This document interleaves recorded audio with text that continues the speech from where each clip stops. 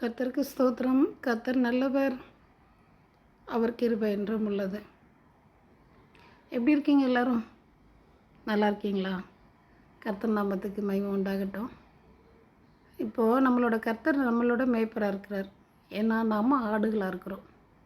அப்போது ஒரு ஆடுகளுக்கு, அதாவது ஆடு மேய்க்கிற மேய்ப்பனுக்கு ஆடுகளோட நிலைமை என்னான்னு நல்லா தெரியும்.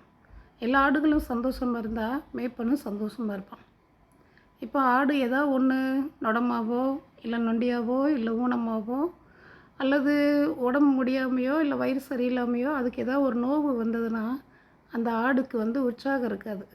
அப்போது ஆண்டவர் என்ன பண்ணுவார், மேய்ப்பன் என்ன பண்ணுவார்னா, இந்த ஆடு ஏன் கத்தலை, இந்த ஆடுக்கு பசிக்கலையா, இந்த ஆடு ஏன் அமைதியாக இருக்குது, இந்த ஆடுக்கு என்ன துக்கம், ஏன் ரொம்ப சோகமாக இருக்குதுன்னு சொல்லி அந்த எந்த ஒரு ஆடு அது ரொம்ப பலவீனமாக இருக்குதோ, நோய்வாய்ப்பட்டு இருக்குதோ அந்த ஆடு மேலே ஆண்டவர் ரொம்ப அக்கறை காட்டுவார். அதாவது ஆண்டவராகிய நம்மளோட மேய்ப்பர் ரொம்ப அக்கறை காட்டுவார். தன்னோட ஆடுகளுக்காக அவர் பரிதாபப்படுவார். கர்த்தர் நம்மளை பார்க்குற பார்வையே வேறங்க. உலக மனிதர்கள் பார்க்குற பார்வை வேறு, நாம் நம்மளோட கண்களால் பிறரை பார்க்குற பார்வை வேறு.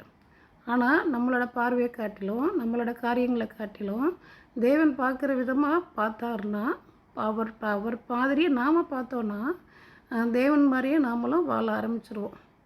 இப்போது ஆடுகளுக்கு தேவையானதை கர்த்தர் கவனிக்கிற மாதிரி கர்த்தருக்கு தேவையானது இப்போ நாம் கவனிக்கணும். ஏன்னா நாம் அவரோட ஆடுகளாக இருக்கிறோம், அவரோட மந்தையில் நாம் இருக்கிறோம்.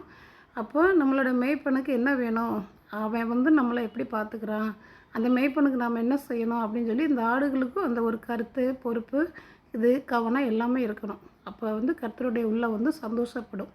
நமக்காக நம்ம ஆடுகள் நம்ம சொல் பேச்சை கேட்டு நடந்துக்கிறது, அதுக்கு நம்ம ஏதாவது இன்னும் நல்லா செய்யணும் அப்படின்னு சொல்லி அந்த மேய்ப்பன் எவ்வளவா நம்ம மேலே ஒரு அக்கறை வைப்பாரோ, பொறுப்பு வச்சுக்கிட்டுப்பாரோ, பாசம் வச்சுருப்பாரோ, அதே போல் நாமளும் அவர் மேலே வச்சுருந்தோம்னா ஆட்டுக்கும் மேய்ப்பனுக்கும் இடையில் இருக்கிற பந்தம் எத்தனை வருடங்களுக்கு ஆனாலும், ஜீவனே போனாலும், ஆவியிலே நம்ம வாழ்ந்தாலும் அது என்றைக்குமே நீதியின் கிரீடம் தரிப்பிக்கப்பட்டு நிலையானதாக இருக்கும்.